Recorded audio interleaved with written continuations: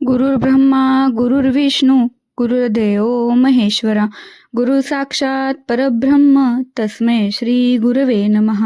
सात्संगतजी प्रेमाने बोलूया. धन्यरंकारजी. संतजनांनो, आपण सर्वजणच देवाचं नामस्मरण करतो.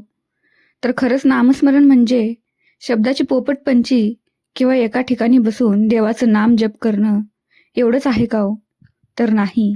ब्रह्मज्ञान प्राप्त करून चराचरात भरलेल्या त्या निराकाराची सतत जाणीव ठेवणं म्हणजे खरं नामस्मरण आहे.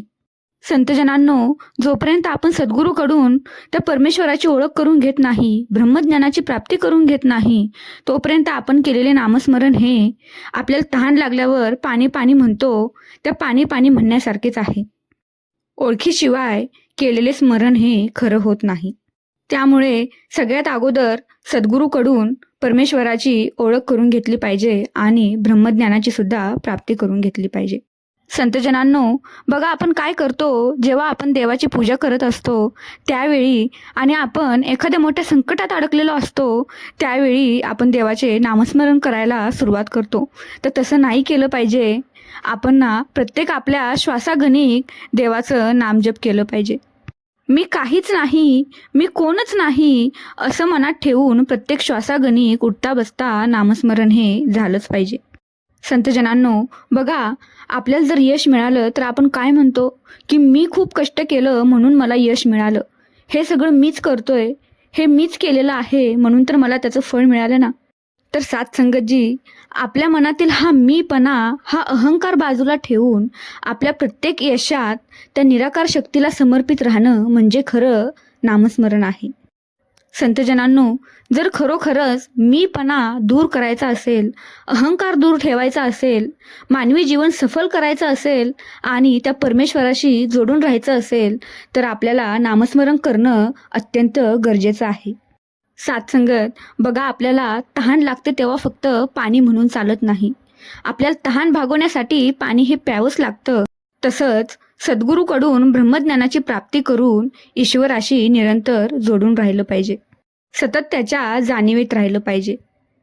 तन मन धन ही त्या परमेश्वराचीच देण आहे याची जाणीव ठेवून आपल्या मनातील मीपणा आणि अहंकार हा संपवला पाहिजे.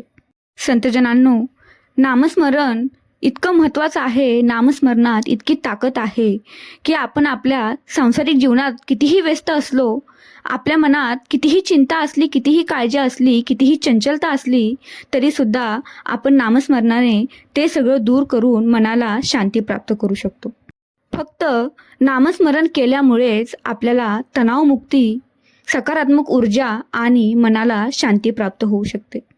या घोर कलियुगात प्रत्येक मनुष्याला अत्यंत गरजेची ही साधना आहे. आपल्या मनातील चंचल विचार बाजूला ठेवून मनाला जर खरोखरच शांती पाहिजे असेल तर नामस्मरण हा एकच पर्याय आहे. त्यामुळे सगळ्यांनी आपल्या श्वासागणिक उठता बसता नामस्मरण करणं खूप गरजेचं आहे. सात्संगत, बघा आपण जर सतत परमेश्वराच्या जाणीवेत राहिलो, आपण नामस्मरण करत राहिलो तर आपल्यातील अहंकार आपोआपच जळून जाणार आहे आणि नम्रता, प्रेम याच भावना आपल्या मनात निर्माण होणार आहेत. आपल्या मनात कधीच इतरांबद्दल वाईट विचारसुद्धा येणार नाही. प्रत्येकाबद्दल फक्त मनात प्रेमच निर्माण होईल आणि हे फक्त नामस्मरण केल्यामुळंच शक्य आहे. संतजनांनो, आपल्यावर कितीही मोठं संकट असलं, आपण कितीही कठीण काळात असलो तरी आपल्याला नामस्मरणामुळेच त्यातून बाहेर येण्याची ताकद मिळते. आपल्या मनाला धीर मिळतो आणि शांती देखील मिळते. आपल्याला प्रत्येक संकटातून मार्ग कसा काढायचा, प्रत्येक संकटातून बाहेर कसं यायचं याचं मानसिक सामर्थ्य मिळतं आणि जन्ममृत्यूच्या फेऱ्यातून मुक्त होऊन ईश्वराशी जवळीक साधता येते. सात्संगतजी, परमात्मा आपल्या अंगसंग आहे याची जाणीव ठेवून आपली सांसारिक कामे, कर्तव्य, कर्म पार पाडली पाहिजेत. संतजनांनो, आपण जर क्षणोक्षणी ईश्वराच्या जाणीवेत राहिलो, क्षणोक्षणी नामस्मरणात राहिलो तर आपल्या मनातील इतरांबद्दलच्या ज्या वाईट भावना आहेत, द्वेष, वैरभाव, मत्सर, राग या सगळ्या गोष्टी दूर होऊन इतरांबद्दल फक्त आपल्या मनात सकारात्मक विचारच स्थापन होतील. सुख असो किंवा दुःख असो, आपल्यावर वाईट वेळ असो किंवा चांगली वेळ असो, प्रत्येक वेळेमध्ये आपले मन हे शांत आणि समानच राहणार. सात्संगतजी, या मोहमायेतून, या भौतिक सुखातून खरोखर सुटका पाहिजे असेल आणि मनाला आत्मिक शांती प्राप्त करायची असेल तर सद्गुरूकडून ईश्वराची ओळख करून त्याच्या जाणीवेत राहणं गरजेचं आहे आणि सतत त्याच्या नामस्मरणातही राहणं तेवढंच गरजेचं आहे. सर्वांनी देवाच्या नावाची पोपटपंची करण्यापेक्षा आधी ईश्वराला ओळखा, ब्रह्मज्ञानाची प्राप्ती करून घ्या आणि त्यानंतर त्या देवाचं नामस्मरण करा. मग बघा, मनाला आपोआपच सुख आणि शांती या दोन्ही गोष्टी प्राप्त होतील. संतजनांनो, या घोर कलियुगात देखील सद्गुरूने आपल्यासोबत असा पहारेकरी उभा केला आहे जो आपली क्षणोक्षणी देखरेख करत आहे.